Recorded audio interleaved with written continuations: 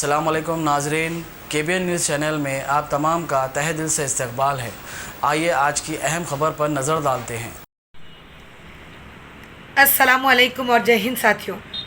मैं शिराज हैदराबाद तेलंगाना स्टेट एक एक्टिविस्ट होने के नाते और एक पॉलिटिकल लीडर होने के नाते और सबसे पहले एक मुस्लिम माइनॉरिटी लीडर और उसके बाद आप कह सकते हैं कि एक मुस्लिमा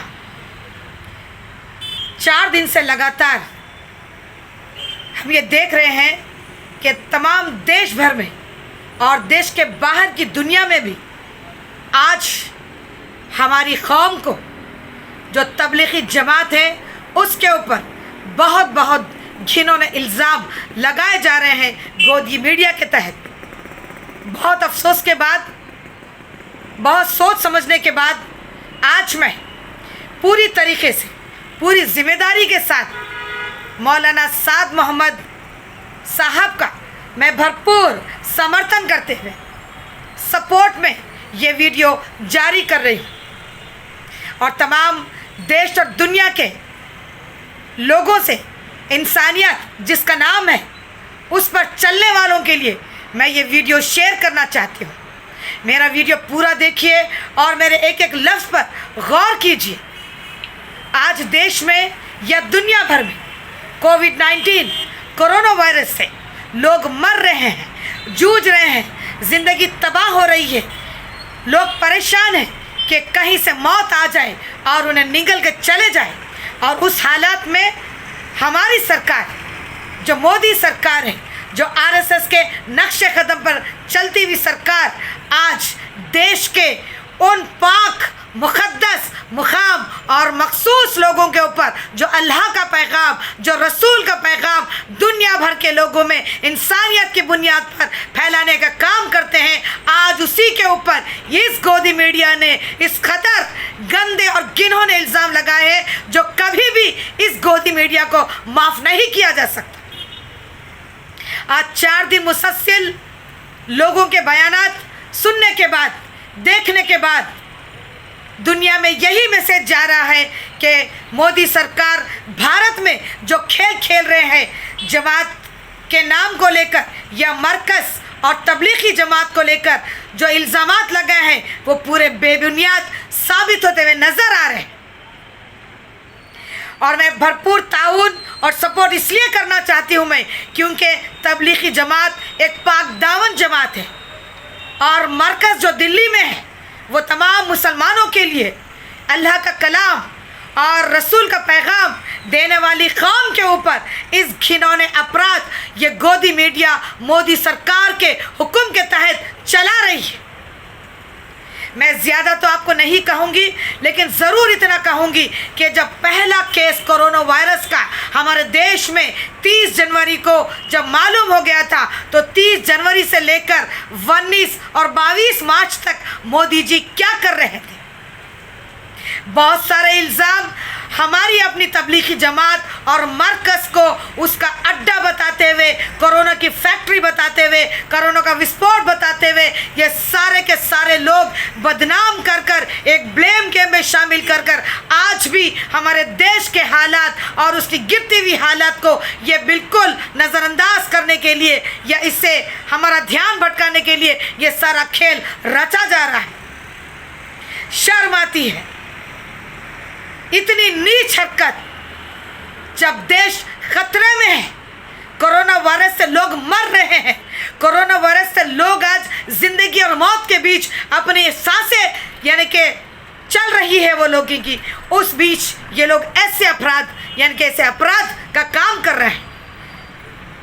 वो मैं सारी तारीखें तो नहीं बताऊंगी कि कब कब क्या हुआ था। मैं यहाँ पर कोई सफाई नहीं पेश करना चाहूँगी कि जमात तबलीगी जमात बेकसूर है, मैं नहीं कहूँगी, क्योंकि तबलीगी जमात एक ऐसी वाहिद जमात है हिंदुस्तान नहीं बल्कि दुनिया भर में सिर्फ इंसानियत का पैगाम को लेकर, रसूल के पैगाम को लेकर, कुरान में जो लिखा है वही बातों को लेकर ये आज दुनिया में अपना काम करते आ रही है पूरे के पूरे 1927 से लेकर। इसलिए हम सफाई नहीं पेश करेंगे सफाई तो मोदी जी और गोदी मीडिया को पेश करना चाहिए कि ये जो बदनाम किया जा रहा है, जिन्होंने इल्ज़ाम लगाया जा रहा है कि आज देश में कोरोना से मौत हो रही है, तो उसके ज़िम्मेदार हमारे तबलीगी जमात के मौलाना मोहम्मद साद साहब पे लगाई जा रही है। ये बहुत गलत है, क्योंकि ये एक सवाल काफ़ी है मेरे देश की जनता को समझने के लिए। 30 जनवरी को जब एक पहला केस दर्ज होता है भारत में, और मोदी जी 22 और 24 मार्च तक क्यों खामोश रहे? मैं ये समझती हूँ कि मोदी जी की सोची समझी साजिश है ये कि उनका चुप रहना 22 मार्च तक ये कोरोना को फैला रहे थे सारे देश भर में, जबकि इनको मालूम था कि ये जो बीमारी है, ये जो कोरोना वायरस है, ये चीन के वुहान से लेकर सारी दुनिया में फैल रहा है, और इसको वहीं रोका जा सकता था जहाँ पर इंटरनेशनल एयरपोर्ट से लेकर हमारे इंटरनेशनल एयरपोर्ट तक जब लोग हमारे देश में दाखिल हो रहे थे। और पता ये चला है कि 15 लाख लोग जो इंटरनेशनल यानी कि बाहर के मुल्कों से हमारे देश में आए हैं 15 मार्च से पहले, उस वक्त मोदी जी क्या कर रहे थे? ये महज मुसलमानों के दुश्मन है, ये इस्लाम के दुश्मन है। यही मुझे समझ में आ रहा है। लोग मेरे बारे में कुछ भी कह लें, लेकिन यही सच्चाई है, यही हकीकत है कि कोरोना वायरस की आड़ में आज भी ये लोग मुसलमान और इस्लाम की पूरी तरीके से दुश्मनी निभाते हुए कोरोना वायरस के नाम पर आज मुसलमान को देश में परेशान करना चाह रहे हैं ये लोग, मगर ऐसा नहीं होगा। मेरी इस बात को ख़त्म करने से पहले मैं एक बात यहाँ पर कहना चाहूँगी। आप मेरे इन अल्फाजों को गौर से सुनिए और समझने की कोशिश कीजिए कि ये जो कोरोना वायरस है, बार बार यही कहा जा रहा है कि इस बीमारी को रोकने का काम अब इंसान के बस की बात नहीं है। मेरे साथियों और दोस्तों, जब इंसान के बस की बात नहीं होती है, जब सरकारों के बस की बात नहीं होती है, तो ये काम सिर्फ हमारा खुदा या हमारा भगवान या हमारे अल्लाह ताला, यही लोग इसको रोक सकते हैं। यही हमारी आस्था और विश्वास है। हर हिंदुस्तानी का यही एक विश्वास है, चाहे वह किसी भी धर्म के हो। मुसलमान की आस्था और विश्वास, उसका यकीन, उसका ईमान सिर्फ अल्लाह की ज़ात पे होता है। और मेरे दूसरे जो हिंदू भाई, हिंदू धर्म के लोग हैं, उनकी आस्था और उनकी विश्वास उनके भगवान पे होता है। तो आज हम बंदों को, आज हम लोगों को, आज सारे लोगों को जो भी किसी मज़हब से ताल्लुक़ रखते हैं, वो सारे लोग अपने अपने आस्था के तहत, अपने यकीन के तहत, अपने ईमान के तहत अपने अपने भगवानों को वो पुकार सकते हैं, जैसे कि मुसलमान अपने अल्लाह को पुकार रहा है इस बीमारी से निजात हासिल करने के लिए। तो आज मैं मोदी जी से ये 2 सवाल करना चाहूँगी कि मोदी जी, आपकी जो मीडिया है, जो तबलीगी जमात और मरकज़ को लेकर जो घिनौने अपराध कर रही है, उसके लिए आप और आपकी गोदी मीडिया फ़ौरन माफ़ी मांगे। माफ़ी इसीलिए मांगनी चाहिए आपको क्योंकि आपने अल्लाह के और कुरान और उसके ऊपर होने वाले काम को लेकर बहुत बुरी बातें कही है, जहां पर आपको माफ़ी नहीं मिल सकती। क्योंकि देश के हालत और बिगड़ ना जाए, इसीलिए मैं चाहती हूँ कि लोग अपने अपने धर्मों के लोग, चाहे वो हिंदू हो, मुस्लिम हो, क्रिश्चियन हो, जैन हो, पारसी हो, सिख हो, सारे लोग अपने धर्म को लेकर अपनी आस्था के तहत अपने अपने भगवानों को पुकारिए। जैसा मुसलमान आज अपने अल्लाह के सामने गिड़गिड़ाकर दुआ मांग रहा है, माफ़ी की बार बार गुहार लगा रहा है कि ये अल्लाह का अज़ाब है, जहाँ पर इंसानों ने बहुत तबाह व ताराज कर दिया है इस दुनिया को। और जब तक मोदी जी इसी तबलीगी जमात के अमीर मोहम्मद साद मौलाना को ये नहीं कह देते कि वो दुनियावी पैमाने पे एक ऐसी दुआ मुकर्रर करे जहाँ पर इस अज़ाब को या इस वबा को या इस कोरोना वायरस के ख़ात्मे के लिए हिंदुस्तान भर में सारे मुसलमान इकट्ठा होकर दुआ करें। यही वो सॉल्यूशन है कि भारत में इस बीमारी को रोका जा सकता है। ये मेरा मानना है। बहैसियत एक मुस्लिमा मैं ये कह रही हूँ। उसी तरीके से मोदी जी बजाय रात के 9 बजे 9 मिनट के लिए दिया जलाने की जो बात कर रहे हैं, इसकी बजाय वो ये कह सकते थे कि हर धर्म के लोग अपने अपने घरों में अपने अपने खुदाओं को, अपने अपने भगवानों को या अल्लाह को पुकारे इस वबा से, इस बीमारी से निजात हासिल करने के लिए। ऐसा उनका बयान होना चाहिए था अगर वो भगवान को मानने वाले होते तो। मुझे ऐसा लगता है कि मोदी जी नास्तिक है। मोदी जी को कभी भी भगवान में विश्वास नहीं रहा। उनके ही धर्म के भगवान की मैं बात करूंगी तो वो क्या मुसलमानों के अल्लाह की बात सुनने को राज़ी हो जाएंगे?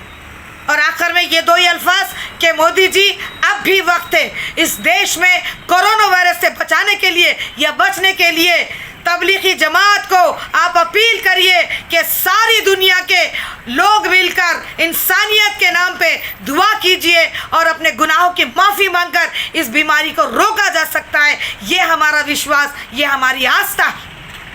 अगर आप ऐसा नहीं करेंगे तो बहुत जल्द, बहुत अनकरीब इस देश के हालात और बदतर होते जाएंगे। ये हमारा कहना है। और मैं तमाम धर्मों के लोगों से भी अपील करना चाहती हूँ कि आज इंसानियत की बात करिए। आज कोरोना वायरस की जंग में या लड़ाई में हम सबको एक होना है, ना कि गोदी मीडिया जो बता रही है हिंदू मुसलमान कर ये आज देश के माहौल को वहीं पर लेके जा रही है जो एनआरसी में वो करते आ रही है। इनका मंशा ऐसा ही नज़र आ रहा है कि सिर्फ और सिर्फ ये इस्लाम और मुसलमान के दुश्मन है जो भारत की सरकार है। और ये खेल खेलना बंद कर दीजिए, अदरवाइज ये तो कुछ भी नहीं है। देश और बर्बाद हो जाएगा अगर आप अपने इस जुल्म के खात्मे के ऊपर अंकुश नहीं लगाएंगे। ये जुल्म है मोदी जी, सरासर जुल्म है। आप बीमारी से लड़ने के साधन नहीं पेश कर रहे हैं। आप बीमारी से लड़ने के लिए ऐसी मेडिसिन नहीं बना रहे हैं। आप बीमारी से लड़ने के लिए लोगों की मदद नहीं कर रहे हैं। आप बीमारी को रोकने के लिए कोई मशीनरी नहीं पैदा कर रहे हैं। आप करोड़ों रुपया दान में जमा कर चुके हैं, लेकिन यहाँ का गरीब तबका, यहाँ पर बेबस लाचार महिलाएं हैं, रोज लोग हैं जो भूखे नंगे हैं, उन लोगों की कोई चिंता नहीं है आपको। आप इतना फंड जमा करे हैं, क्या उस फंड से कौन से ऐसे साधन या कौन सी ऐसी मशीनरी, कौन से ऐसे मेडिसिन हमारी भारत सरकार में लाए गए हैं या बनाए गए हैं? इसका जवाब दें मोदी जी।